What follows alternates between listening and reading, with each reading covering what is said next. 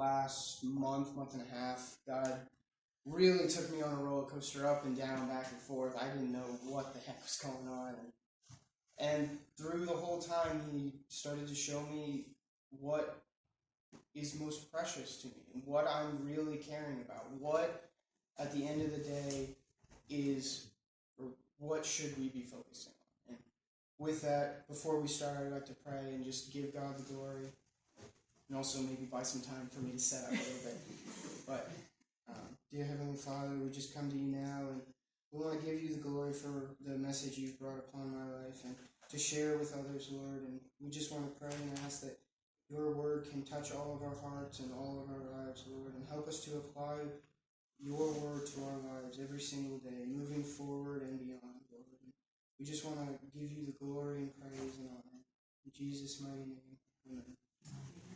So, one of the first things that started happening was me and a friend far away were emailing back and forth, and over time we just like to communicate with different ideas. And through that time, there was a story that I wrote to him, and when I started talking to him, he read that story, and he said it was a beautiful story. I didn't see how it was beautiful. It didn't make any sense. The whole point of the story was looking for peace, for having that peace within our lives that we all want so badly.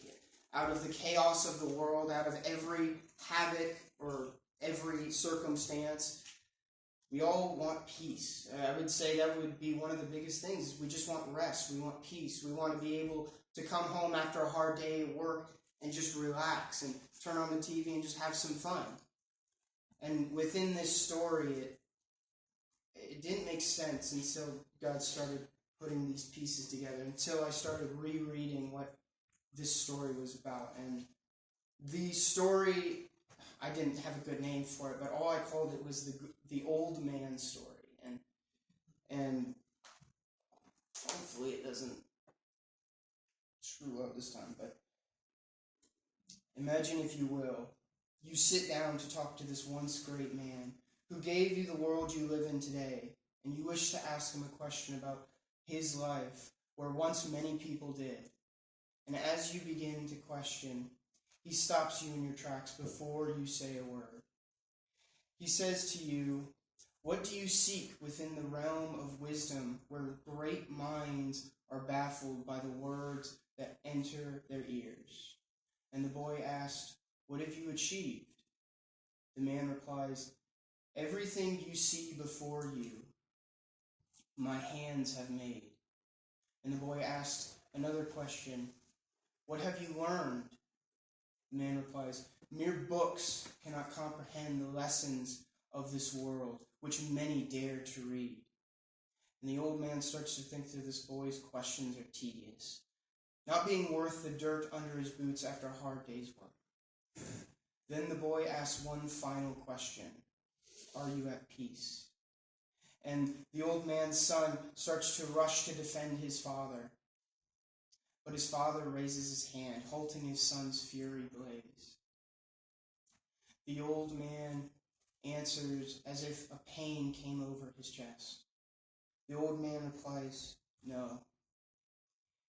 In a small, calm voice, the man speaks, with all that I have achieved, with everything I have built, the knowledge I've shared, the lives I've changed, the speeches I gave, and the family I provided for, it all means nothing without peace I long for.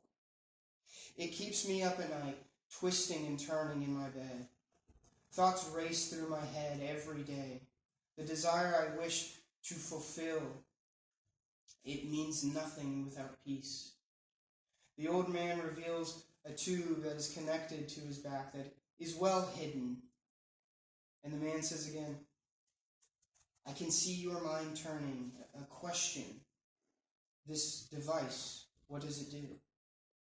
The old man details that this is an infinity machine, which keeps him in good strength and health, living past the years of a normal man. Then the boy asked, "Why do you use this machine?" The man replied, "The one question I do not have an answer for is peace. Peace isn't something easily obtained. I do not know if I have yet to learn it, or if I buried it under all this stuff that is around me. Everything I have made, from the inventions to all my money, means nothing.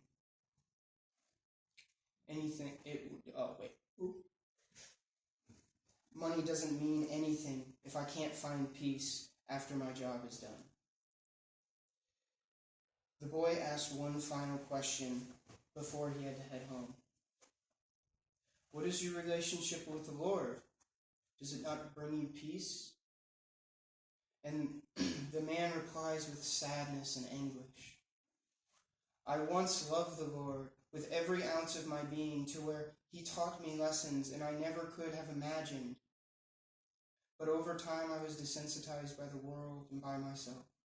I cried to the Lord for answers, but I became lost in my tracks, wandering the wilderness for the rest of my life." Then the man added with terror and fear and sadness with these words, "I am afraid of death. With all that I've accomplished, it means nothing if I have no comfort within my soul and within my God, my Savior Jesus. I cannot tell you how many times I've prayed and read my word, but nothing. How many times I've sought the Lord, and how many times I've pleaded my life to the Lord.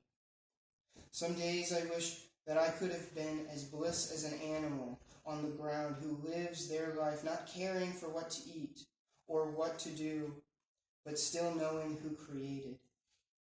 Some days I wish to fall asleep for the last time, enjoying the rest of dreams to comfort me, never knowing I had a life that I have lived, but believing it was all a dream. Other days I wish why God gave me all I know as a gift when I speak, to then with all my knowledge that I've obtained. I can't begin to tell you how many friends I've lost and how many people I've angered. I was around when I just wanted to learn. No man on earth I have talked to I have been able to understand. With all my words that I've used to help them understand, none do.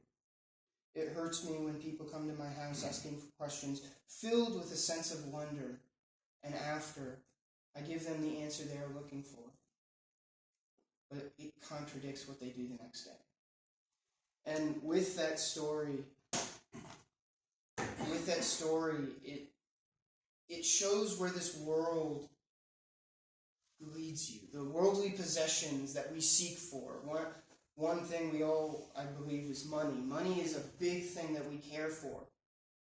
But if you have so much of it, you feel empty. And with that, it led me back to Matthew 16, which, I thought it didn't work there, it glitched.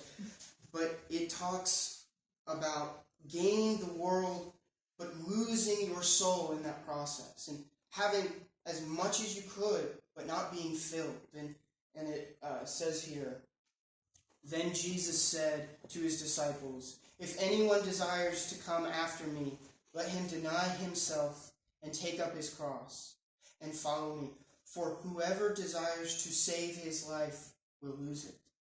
But whoever loses his life for my sake will find it. For what profit is it to a man if he gains the whole world but loses his own soul? Or what will a man give in exchange for his soul? For the Son of Man will come in glory, and of his Father with his angels, and then he will reward each according to their works. Assuredly, I say to you, there are some standing here who shall not taste death till they see the Son of Man coming in his kingdom.'" And with that story, I started to see how it relates to what we care about, the importance of these worldly possessions that we deem so valuable that we can't split without it. And then later, after we went to go down to visit my grandma, and afterwards we started to head back home, and we were running low on gas, so we went to the gas station. And I went in for a quick bathroom break, but within that time I grabbed a donut, and we got back in the car, and probably a block later, I saw this kid on the side of the road. He was, I would say, about 20, maybe 21, somewhere in there. And within that, it was very cold that day, I forgot. It was very cold and windy. And within that, he was covered with a blanket, sitting on a box, and he was shivering. And as we were driving, we hit a stoplight. I look over and I see this kid, and I just stared. I didn't know what to do. So we got back home, we rested up, and then church was the next day. And as church came around, we were in Bible study, or Sunday school, not Bible study. We were in Sunday school, and with that, the Lord started to speak to me. I started to feel guilt. I started to feel worry over that person, and I didn't know why. And through that time, I started to understand that I didn't like what I did. I replayed that scene over and over and over again in my mind, and if I were to change how I perceived it, I would have shut off the car, walked out, gave him one of my jackets, and gave him the $10 that was in my wallet. Out of everything I could have done, I didn't do that. And with that, I started to see the opportunity I missed, and it leads me back to Matthew, and it talks about the lost sheep. Matthew 18:10-14. Take heed that you do not despise one of these little ones. For I say to you that in heaven there are angels that always see the face of my Father, who is in heaven. For the Son of Man has come to save that which is lost. What do you think if a man has 100 sheep, and one of them goes astray? Does he not leave the 99 and go to the mountains to seek the one that is astray? And if he should find it, surely, I say to you, he rejoices more over that sheep than over the 99 that did not go astray. Even so, it is not the will of my Father who is in heaven that one of these little ones should perish. And that verse came to my mind as I was preparing and thinking about what happened with that kid. And it also brought me to Luke, which talks about the same scenario, having a lost sheep. But it gives a little bit extra within that. Then all the tax collectors and sinners drew near to him. And the Pharisees and the scribes complained, saying, This man receives sinners and eats with them. So he spoke this parable to them, saying, What man of you, having 100 sheep, and if he loses one of them, does not leave the 99 in the wilderness, and go after the one which is lost, until he finds it? And then, and when he has found it, he lays it on his shoulders, rejoicing. And then he comes home. He calls together his friends and neighbors, saying to them, Rejoice with me, for I have found my sheep, which was lost. I say to you likewise, there is more rejoicing in heaven over one sinner who repents than over the 99. And then one final verse, we started to read about this in Hebrews, and the very beginning caught me as odd, and I didn't understand it until now. And it said, wait, what? I think they got out of order. Maybe Or maybe I clicked it twice. Oh, I missed it. Let brotherly love continue. Do not forget to entertain strangers, for by doing so, some have unwillingly entertained angels. Remember the prisoners as if chained with them, those who are mistreated, since you yourself are in the body also. And with that, God started to show me that person, that one soul, whether it was an angel or not, I didn't take that time to go and give him something. Showing the good will of God, showing what God could have done in his life, where I have no idea what he went through. Showing a little bit of good faith where his life could have been completely upside down. God spoke to me in this, and it was so amazing. But one more story I have to share. And God showed me this, and it still pained me so. And within that, a friend came to me in trouble, and they didn't know what to do. They were confused. And within that, one of the things that kept happening was a question kept arising, and I didn't know how to handle it. I didn't know what to say, what answer to give. And with that, I became frustrated, and I became angered, because I gave the answer. I thought that was the end. The answer is meant to solve everything. You wonder about the answer all the time. You have a question on the board, 2 + 2, and you want that answer. You give the answer, but it's not it. It's not the end. And with that, I became frustrated because I thought the answer I was giving was enough. And that answer should have solved it all. But it didn't. And within that time, I feel as if I betrayed a friend. Because I went out of my way to say, help me fix this problem that I don't know what to do. I don't know how to fix. I don't know how to help. And within that, when they trusted, I didn't take that into consideration. And God spoke to me that way. And within that, I wrote this lesson down that is very important and that I still wish to share beyond just writing it down. And it's taking time with others. When you're with other people, whether it's at family events or a get-together, people can get on your nerves. Whether they say a joke or say something odd, repeating something over and over again, or just wanting an answer. Through all that time you share with that person, don't raise your fist or your voice towards that person, even if you wish to leave. Where will frustration lead you? Take the time to care for that person, even if it cuts into your personal time. Time is a precious thing that you can't get back so easily. So how are you choosing to spend that time? Anger, frustration, food, drink, money, it fades away faster than you can blink.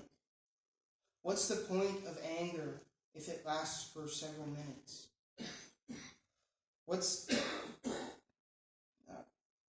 What good is pleasure if it's fleeting? Everywhere you turn, everywhere you look, everything will fade. Whether it takes a week or 100 years, everything will fade. There are only 2 things in this world that don't fade. The first is God, Jesus, and the Spirit. No matter what, they won't fade. But the other is people, souls. These things are more important than the trophies you earn, the toys gifted, and the items bought. So why care about these items more than the people around you? And with that, and it brings me back to Matthew. It's funny. Everything brought back to Matthew. And within this, it brought me back to the end. And I don't like thinking about the end of time because it's like a constrict schedule. You know what's going to happen, so dwelling on it, I don't like it. But within this, it gives a little bit different interpretation looking at it now. But of that day and hour, no one knows. Not even the angels of heaven, but my Father only. But as the days of Noah were, so also will the coming of the Son of Man be. For as in the days before the flood, they were eating and drinking, marrying and giving in marriage, until the day that Noah entered the ark, and did not know until the flood came and took them all away. So also will the coming of the Son of Man be. Then 2 men will be in the field. One of them will be taken and the other left. 2 women will be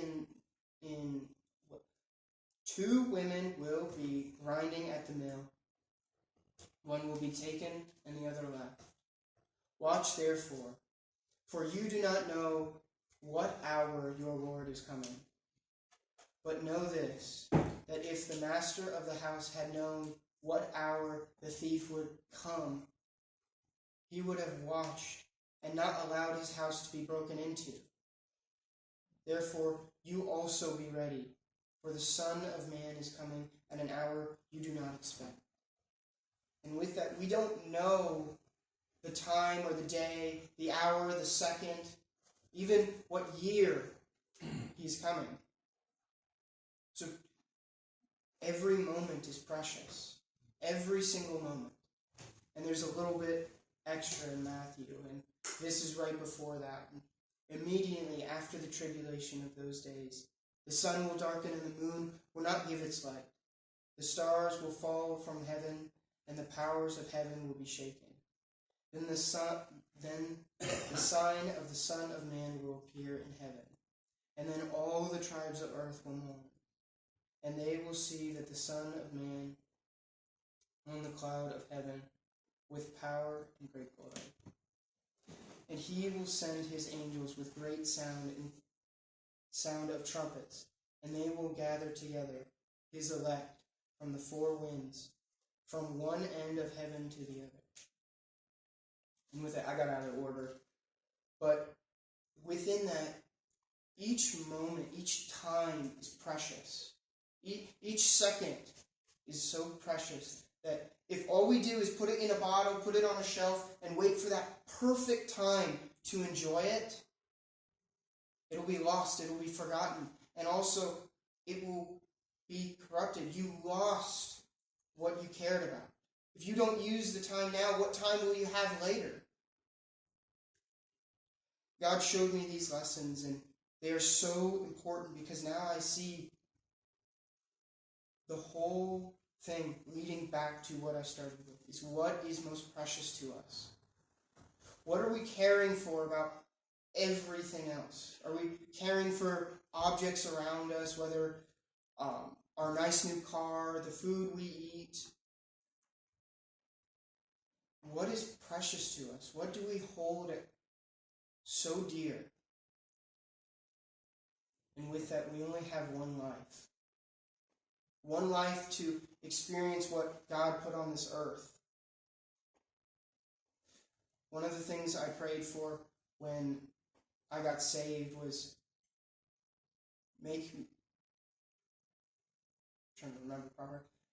get me ready for heaven. Because out of everything on this earth, I don't want to just go to heaven when tribulation happens and the trumpets blow, and all of a sudden I'm going to Jesus and saying, I deserve heaven, beating my hands and feet on the clouds. I wanted the Lord to prepare me, because I don't want to come to Jesus and say I deserve what I don't. And within that, the Lord showed me these lessons. As painful and as hard as they were worth learning. Because if I didn't learn them, I wouldn't be speaking here today. And time is so precious.